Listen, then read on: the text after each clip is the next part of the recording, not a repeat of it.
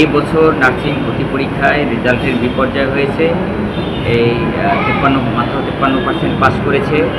তাতে সরকারি এবং বেসরকারি শিক্ষা প্রতিষ্ঠান, নার্সিং শিক্ষা প্রতিষ্ঠানগুলোতে ভর্তি হয়নি, কোটা পূরণ হয়নি। এই রেজাল্ট বিপর্যয়ের কারণে যদি এটার রেজাল্টটা রিভিউ হয় তাহলে কিছু নার্সিং শিক্ষার্থী ভর্তি হতে পারবে এবং আমাদের মাননীয় প্রধান উপদেষ্টা যেভাবে বলেছেন যে নার্সিং শিক্ষার্থীদের উনি বাইরে পাঠাবেন, সেটি এই প্রোগ্রামটি সাকসেসফুল হবে বলে মনে করি। পরীক্ষার পদ্ধতি, প্রশ্নপত্র, বিভিন্ন বিষয়ের কারণে এবছর পরীক্ষা আসলে ছেলেমেয়েরা একটু ফেল করেছে। অন্যান্য বছরের তুলনায় শিক্ষার্থীদের ধারণা যে প্রশ্নপত্র কঠিন হওয়ার কারণে তাদের রেজাল্ট বিপর্যয় হয়েছে বলে তারা মনে করেন। আমাদের পক্ষ থেকে দাবি হলো এবছর যদি এই ভর্তি পরীক্ষার যারা শিক্ষার্থী পরীক্ষায় অংশগ্রহণ করেছে তাদের ভর্তিটা যদি উন্মুক্ত করে দেয়, যারা অংশগ্রহণ করছে তারা যদি ভর্তি হতে পারে তাহলে এবছর কোটা পূরণ হবে এবং ছেলেমেয়েরা আসলে নার্সিংয়ের ঘাটতি পূরণ হবে এবং বাংলাদেশে এবং বিদেশেও আমরা নার্সিং পূরণ করতে পারব। আমাদের এই নার্সিং ভর্তি পরীক্ষার অপ্রত্যাশিত ফলাফল, চলমান সংকট এবং উত্তরণীয় বিষয়ে সারা বাংলাদেশের বিভিন্ন জেলা ও বিভাগ থেকে আগত নার্সিং উদ্যোক্তাদের নিয়ে আলোচনা সভা। আজকের এই আলোচনা সভা থেকে আমাদের মূল প্রতিপাদ্য যে বিষয় আলোচনা হয়েছে, সেই আলোচনার বিষয়টি হলো যে দেশে এবং বিদেশে নার্সের ব্যাপক চাহিদা রয়েছে।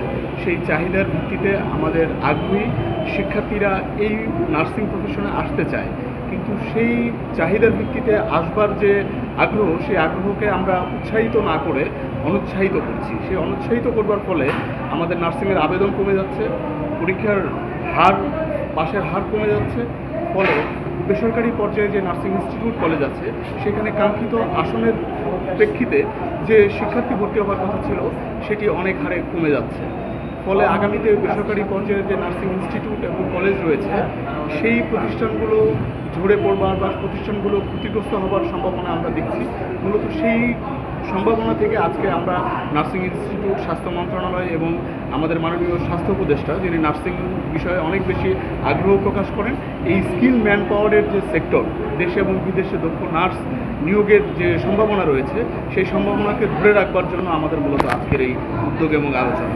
আমরা বিশ্বাস করি যে সরকার পক্ষ আমাদের এই আলোচনাকে গুরুত্ব দিবেন এবং এই আমাদের আলোচনার প্রতিপাদ্য বিষয় থেকে তারা এই বিষয়কে সমাধান করবার জন্য সর্বাত্মক সহযোগিতা এবং পজিটিভ চিন্তা ভাবনা এবং পজিটিভ সিদ্ধান্ত গ্রহণ করবেন। আমাদের নার্সিং ভর্তি পরীক্ষা মূলত পরীক্ষা বিপর্যয় এবং নার্সিং সরকারি এবং বেসরকারি উভয় জায়গায় শিক্ষার্থী সংকট, এটা উত্তরণ কীভাবে করা যায় সেটা নিয়ে আমাদের আজকে এখানে আলোচনা হয়েছে এবং এই সেক্টরটাকে কীভাবে ডেভেলপ করা যায়, পরবর্তীতে এটার চাকরির বাজার কীভাবে দেশে এবং দেশের বাইরে এটাকে এক্সপান্ড করা যায় সেটাও নিয়েও আমাদের আজকে আলোচনার বিষয়বস্তু।